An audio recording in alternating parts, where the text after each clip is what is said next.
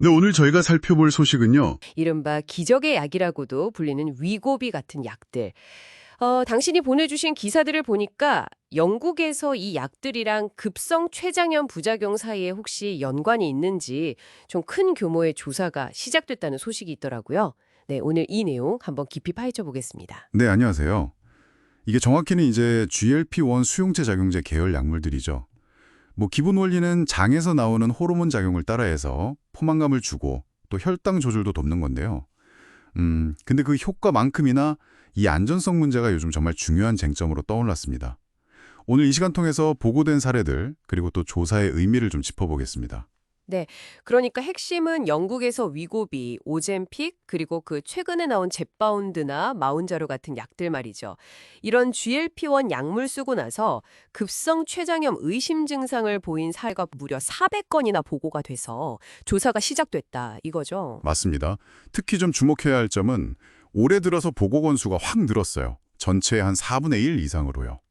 그리고 그중에서도 절반 가까이가 티르제파티드 성분, 그러니까 젬바운드나 마운자로 이쪽이랑 관련됐다는 점입니다. 췌장염이면 이게 복통도 심하고 구토도 나고 심하면 정말 생명까지 위험할 수 있는 병인데 근데 기사들을 보면요. 이 약들이 정말 직접적인 원인이냐 여기에 대해서는 아직 좀 확실하지 않다 이런 느낌이던데요. 네, 정확히 보셨습니다. 아직 단정하기는 굉장히 이릅니다. 일부 연구에서 이 GLP-1 약물이 췌장염 위험을 높일 수도 있다, 이런 가능성을 언급하기는 했어요. 하지만 제조사들은 제품 설명서에는 그냥 흔하지 않은 이상 반응 정도로만 적어놓고 있거든요. BBC 보도에서도 나왔지만 약이랑 명확한 인과관계는 아직 확인 안 됐다, 이렇게 강조했고요. 아, 그렇군요. 기사에서는 약 말고 다른 가능성도 좀 이야기하던데요. 그 급격하게 살이 빠지는 것 자체가 원인일 수도 있다. 뭐 이런 시각이요. 그건 어떻게 봐야 할까요? 네, 그 지적이 상당히 설득력이 있습니다. 전문가들이 보기에 체중이 너무 빨리 줄어들면 담낭 기능에 변화가 오면서 담석이 생기기 쉽거든요. 근데 이 담석이 췌장으로 가는 관을 막아버리면 급성 췌장염이 올 수 있다는 거죠. 아, 담석이요. 네, 그러니까 약 자체의 어떤 독성 문제라기보다는 약의 효과인 급격한 체중 감량 때문에 생기는 부수적인 문제일 수 있다, 이런 해석입니다. 이게 조사를 좀 복잡하게 만드는 요인이기도 하고요. 아, 그래서 영국 보건당국 MHRA라고 하죠. 여기서 유전체학 연구기관이랑 손잡고 유전자 분석까지 하려는 거군요.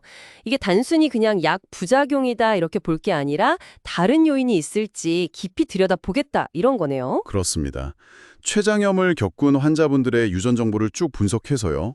혹시 특정 유전적 배경을 가진 사람들이 이런 부작용에 좀 더 취약한 건 아닌지 이걸 밝히자는 시도입니다.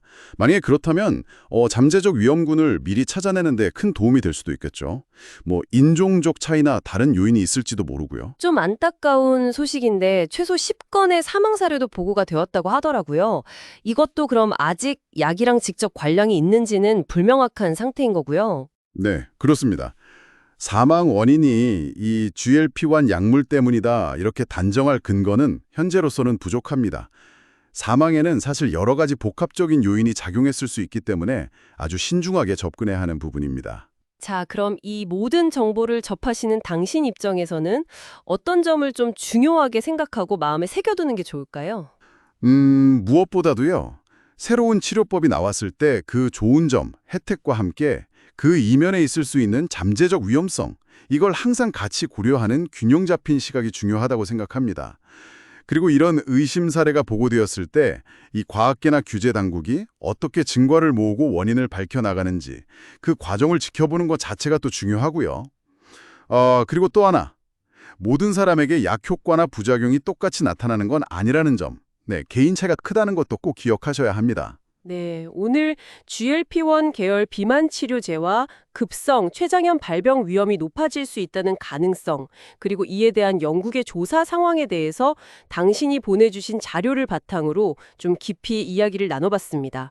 네, 현재로서는 섣부른 결론을 내리기보다는 진행 중인 조사, 그리고 앞으로 나올 분석 결과에 좀 더 주목해야 할 때인 것 같습니다. 과학적인 근거가 어떻게 쌓여가는지 지켜보는 게 중요하겠죠. 마지막으로 당신께 이런 질문을 한번 던져봅니다. 혁신적인 의학 기술이 주는 놀라운 혜택을 우리가 누리고자 할 때 아직 완전히 밝혀지지 않은 잠재적 위험에 대한 정보는 당신의 결정에 과연 어떤 영향을 미치나요? 이 부분에 대해 한 번쯤 생각해 보시면 좋겠습니다. 기자님, 오늘도 함께 해주셔서 감사합니다. 네, 감사합니다. 다음 에피소드에서 뵙겠습니다.